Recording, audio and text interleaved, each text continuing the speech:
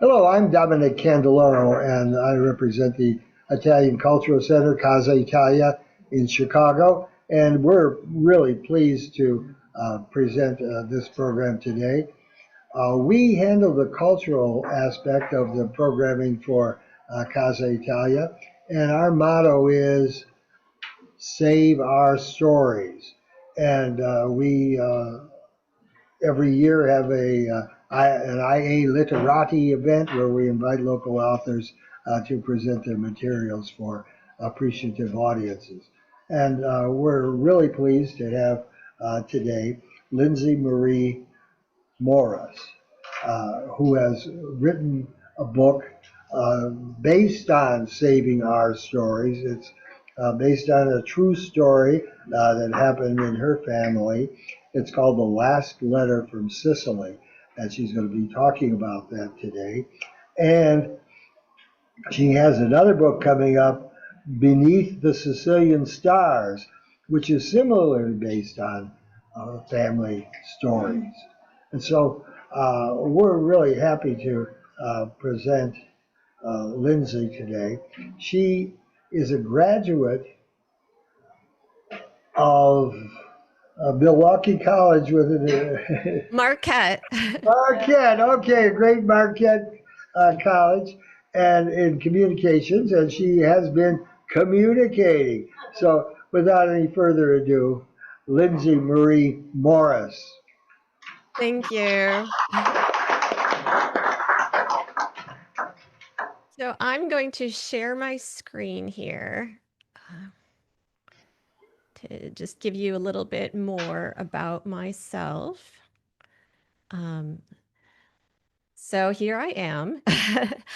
And here are my two novels.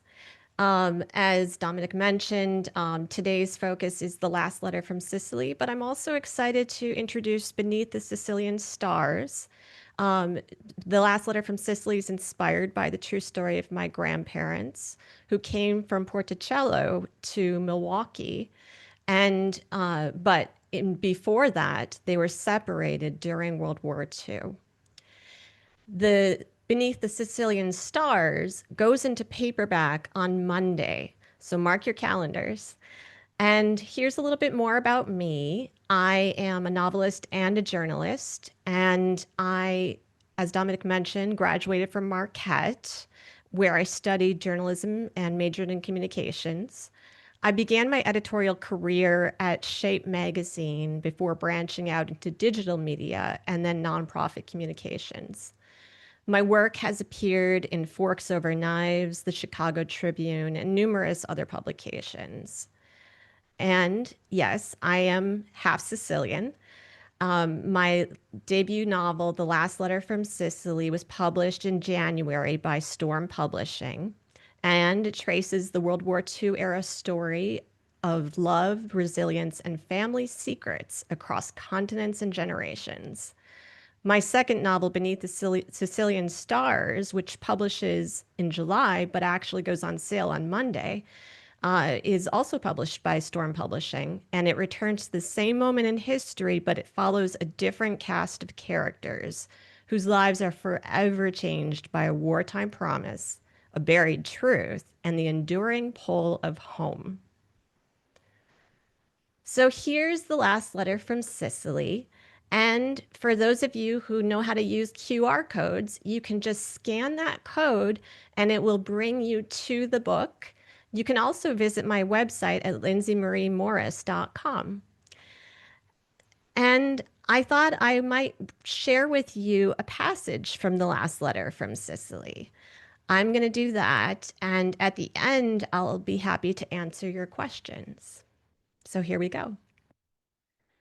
Just when Gaetano wondered if Concetta had changed her mind, he heard the clip-clop of her familiar heeled shoes approaching. He lit a match so she could see him, then blew it out.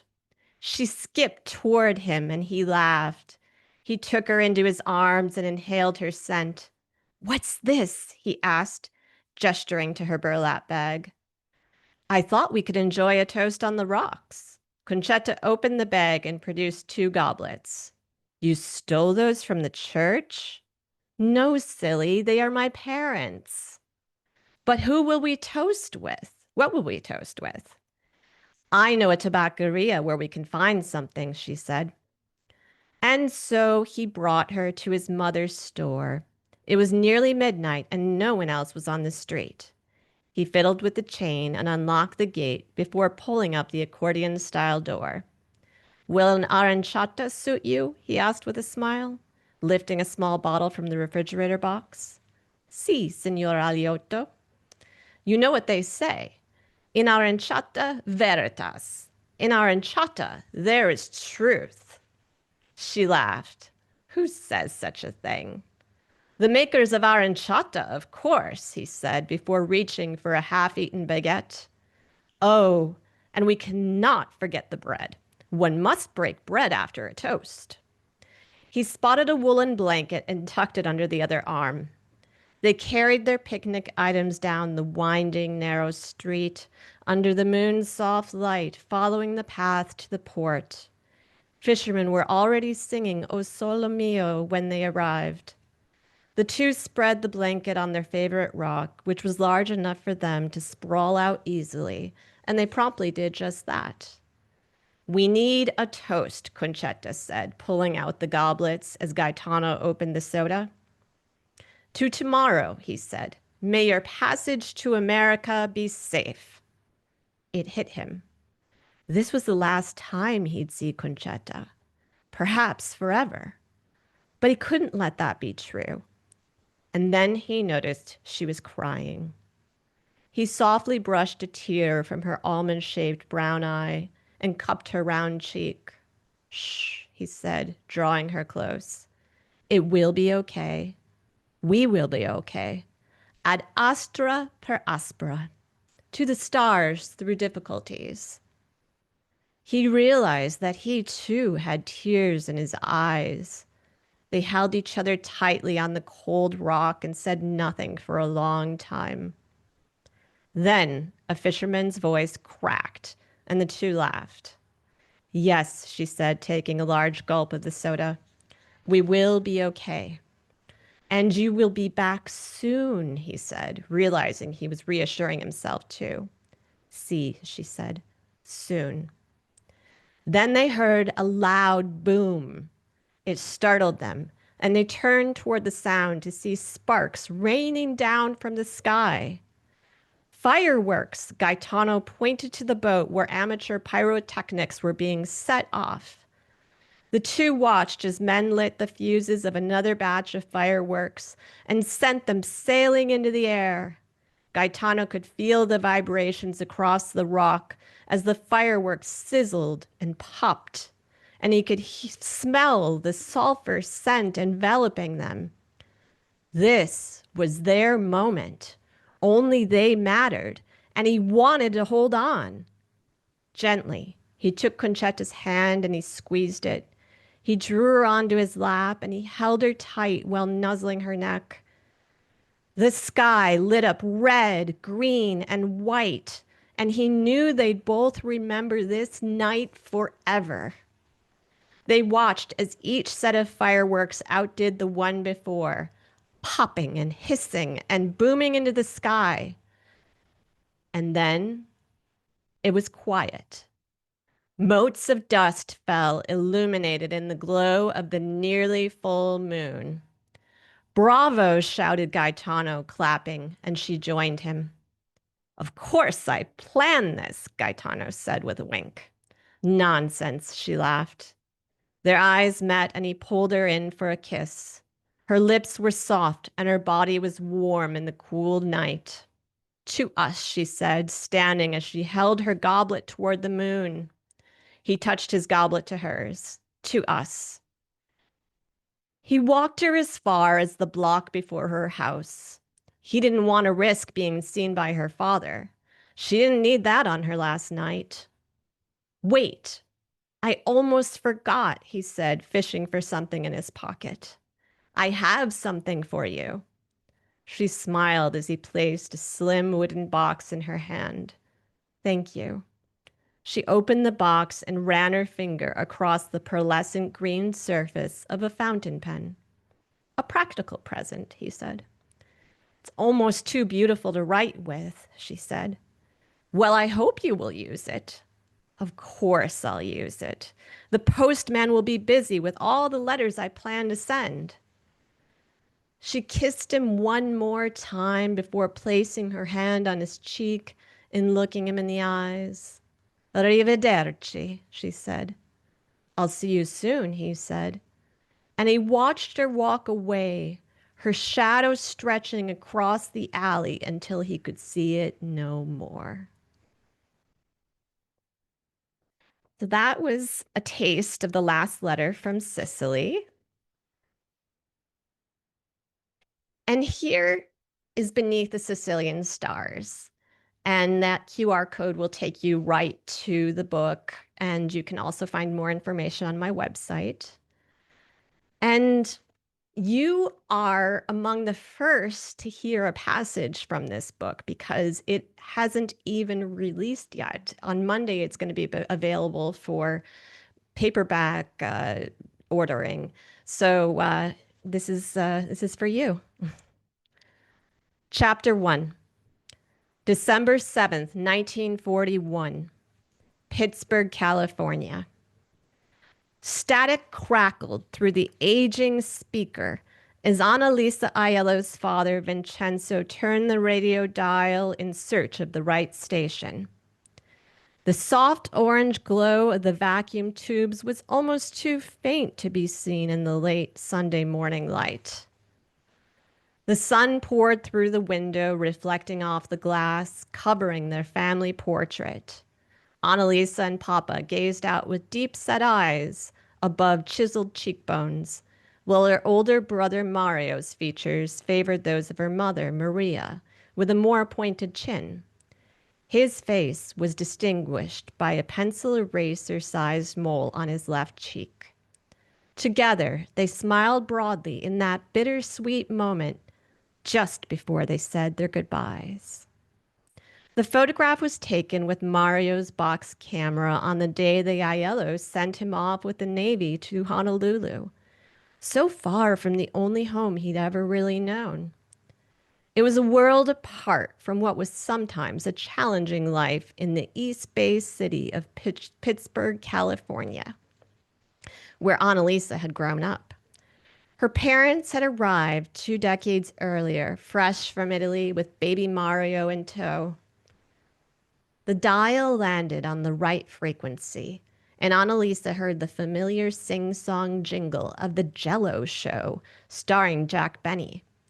The entertainer launched into a humorous intro while the 16-year-old hunched over math homework on the coffee table. Pots and pans banged in the kitchen as her mother prepared their afternoon supper. The faint scent of garlic permeated the air.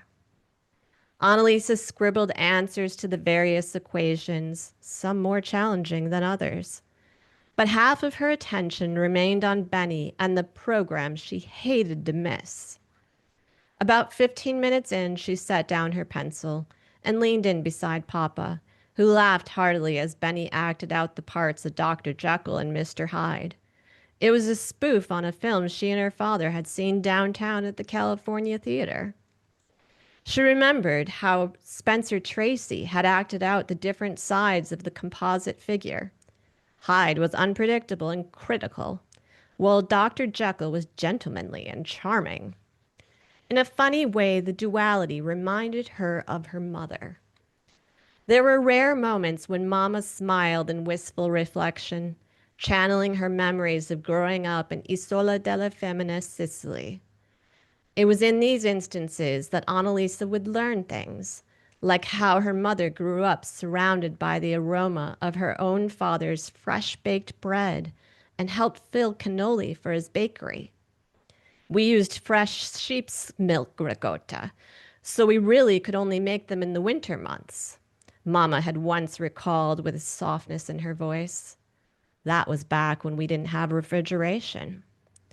Then Annalisa had smiled, eager to learn more. But the moment passed, and she had seen her mother's face harden. "You're slouching again," she'd snapped. "Who's going to want to marry a girl who can't sit upright in church?" The teenager often wondered when she might meet a man who would want to be her husband.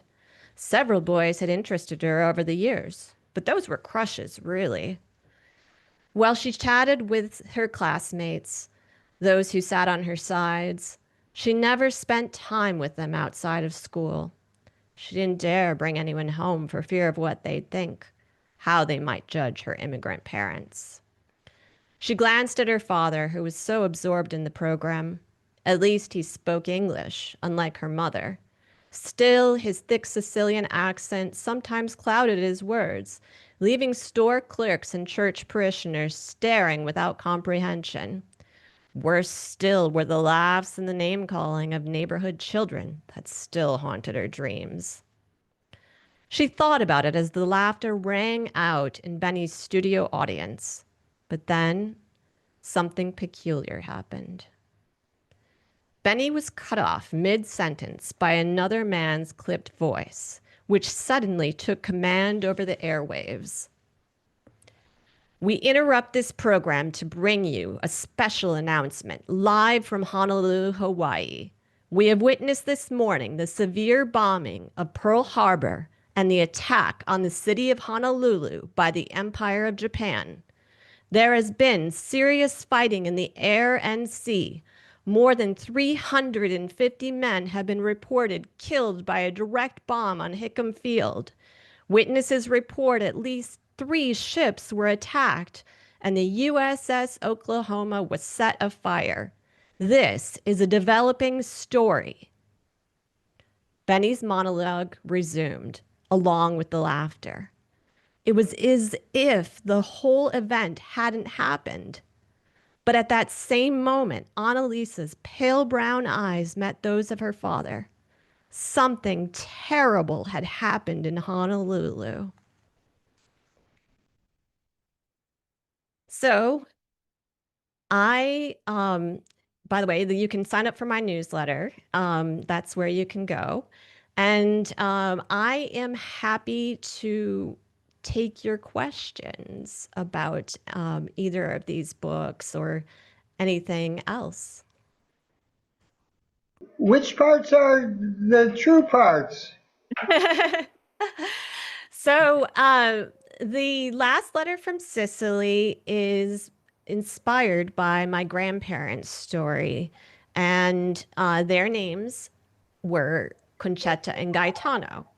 And Concetta's family moved to Milwaukee in the late 30s, and she had to leave Gaetano behind. And Gaetano was in the Italian army. And Gaetano's family also owned the tabacceria in Porticello. But other than that, much of the story is fiction. But I used their story to shape what ultimately became the novel. It started with a story about my grandparents, and it evolved into a larger work. Mhm. And the second one is inspired by true events that happened that actually affected 600,000 Italians across the United States when the Italians who were not yet citizens were labeled enemy aliens. And 10,000 Italians in California alone were evacuated from their homes during World War II. And because they lived too close to military installations or other sites that the government had deemed needed to be safe. Yeah, that anti-immigrant feeling was strongest in California, led by a general whose name I forget. Anyhow, do we have any other questions in the group? Volevo dire se era mai stata in Sicilia. Have you ever been in Sicily? Yes. So I have cousins there. My mom's first cousins live there, and so I visited on 2 occasions, my honeymoon, Oh, and then again 2 years ago. And part of the last letter from Sicily takes place in Sardinia, where Gaetano is stationed in Cagliari. And I actually lived for a month in Sardinia. Oh, that's impressive. Uh, have you? How did you get into writing? And are you an Italian American writer? So, yeah, my grandparents are from Porticello, Sicily, and so I am Italian American, and I got into writing. I was always writing as a child, poetry. I had my mother actually had when I would stay home from school sick, she would always give me these writing prompts, and I would write little stories. I also had written poetry as a teenager, and it was in high school that one of my English teachers took me aside and suggested that I write for the school newspaper. And so I did that, and that actually awakened in me an interest in journalism. So I have been a journalist for nearly 30 years, and I just about 5 years ago, I was in a creative writing class, and they had asked us to write a story that was personal. And I found myself writing my grandparents' story because I was so inspired by the fact that they had been separated during the war, the entire duration of the war. And when Italy was at war with the United States, communication was restricted. So it really inspired me that they managed to keep that relationship alive despite the distance between them. And so I wrote that story, and it over the next few weeks became more. It transformed into something fictional, and I realized that I had a larger story, and so that became the last letter from Sicily. Mhm. And is it a spoiler? But when was the last letter from Sicily written? So the last letter had to be written. The last letter was the letter that was sent prior to the United States going to war with Italy, when Italy declared war on the United States December 11th. And after that, it was actually on that date when Gaetano is sitting in a mess hall in Sardinia, and he hears Mussolini announce that he has declared war on the United States. His friend Johnny whispers to him, "No more letters to America." And it really hits him at that moment. And back in the United States, Concetta receives a return to sender because no longer can she write to her beloved.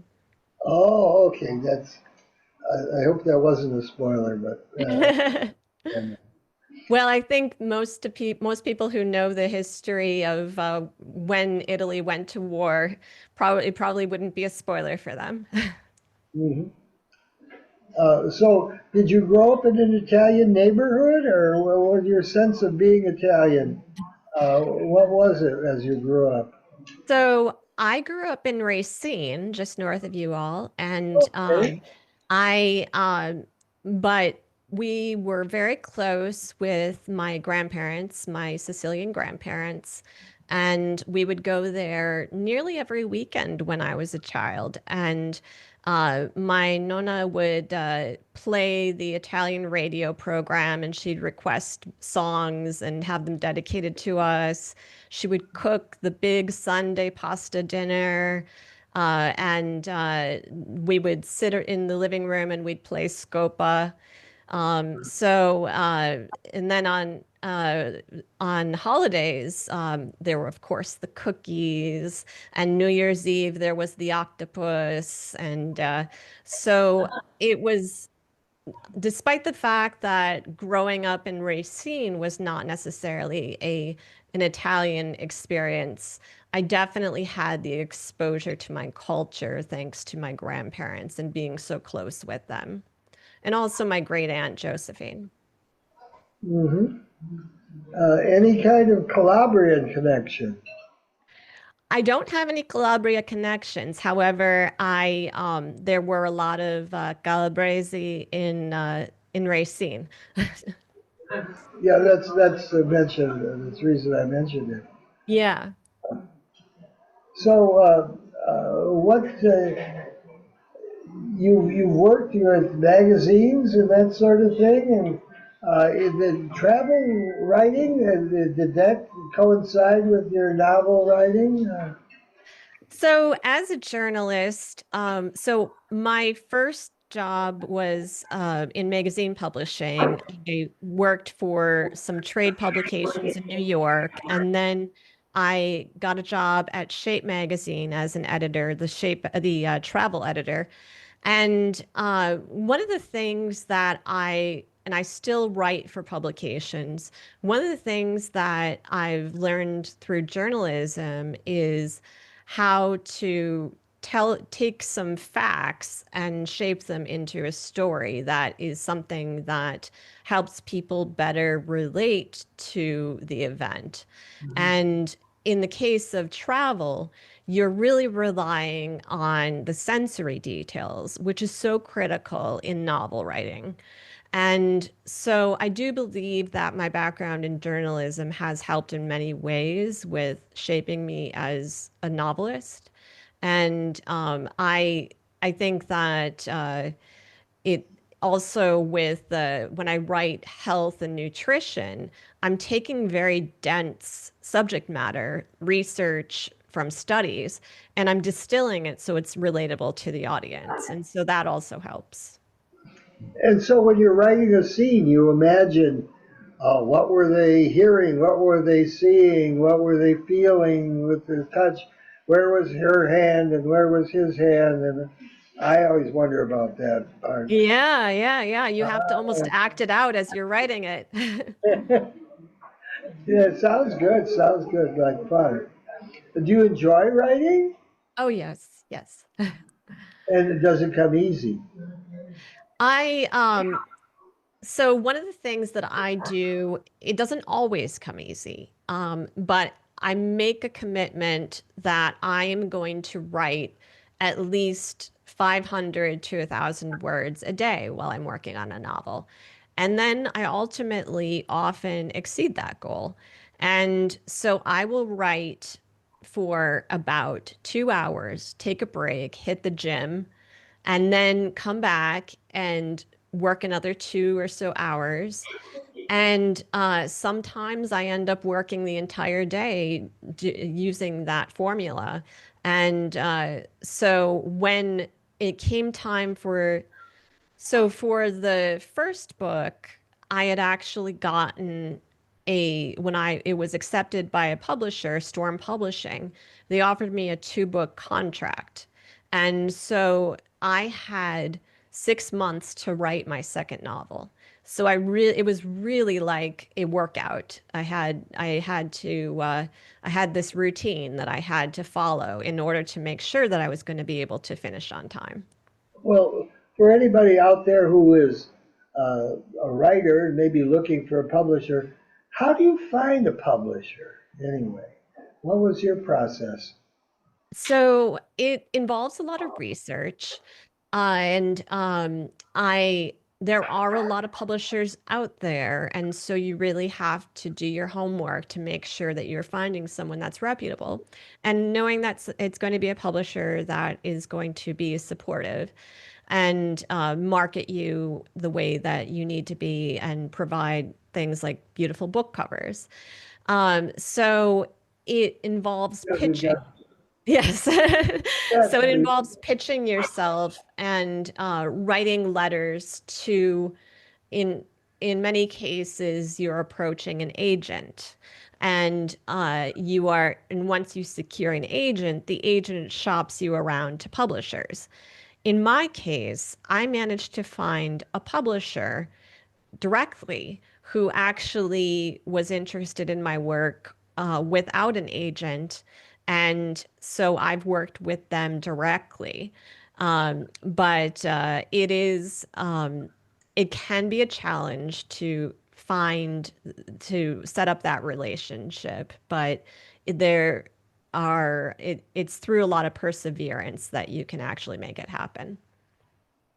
Okay. What about computer work and IA? How do you, any is that AI, you mean? Yeah.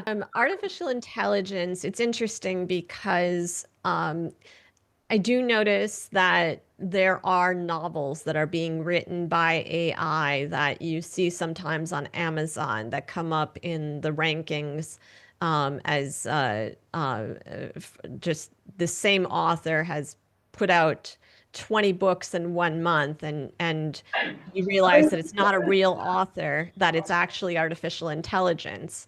And so it is an issue that AI is being used. However, I do think that the consumers really do know the difference. And so I think that AI can be entertaining. You can use it for artwork sometimes. You can also use it to just for fun to create a birthday song for yourself or summarize something that you saw online. But it's definitely not something to trust, and it still is not as relatable as a human when it comes to the written word. Oh, okay. Well, I see Linda Messina Holt out there. Linda, unmute. Do you have a question? You are very well versed in things that have to do with Sicily. Are you there, Linda? I am here. Okay.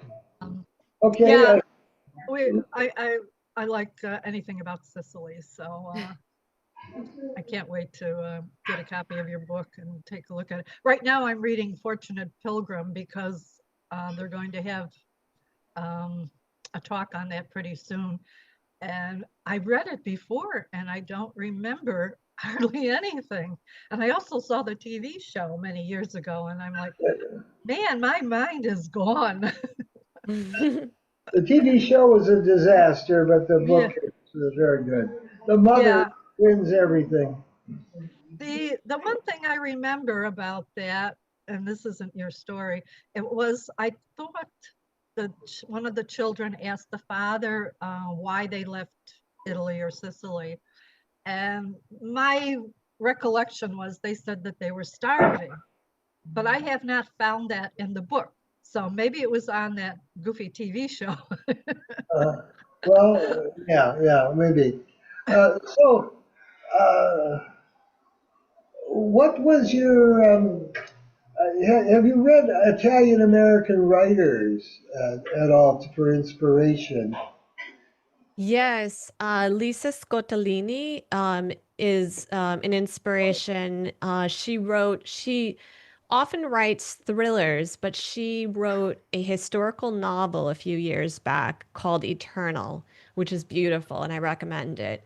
And it's set during World War II, and it involves teenagers in Rome who are split by their allegiances during the war, as one of the characters is Jewish, Italian Jewish, and the other character is very strongly fascist. And so it's very interesting. And I also really enjoy not an Italian American, but an Italian, um, Ilana Ferrante, who wrote the Naples Quartet, which started with My Brilliant Friend. Both of those authors are an inspiration to me. Oh, excellent, excellent. Well, do you have any other things to add, Lindsay? Well, I mean, on my website, I have a whole list of events that you can attend in the future. And one of the talks that I do is called From Family to Fiction, Unearthing Historical Narratives.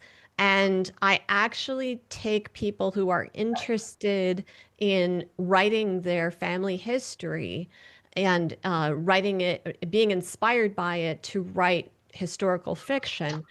I share the tricks and tips on how to do that. So I take people behind the scenes of writing the last letter from Sicily, and I instruct them on the mechanics and fundamentals of historical fiction writing.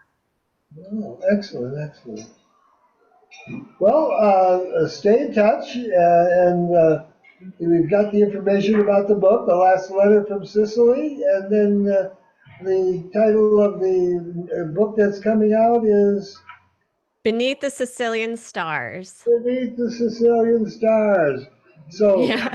if you're into Sicily and romance, that's the thing. Lindsay Marie Morris. Thank you very much, Lindsay. Thank you.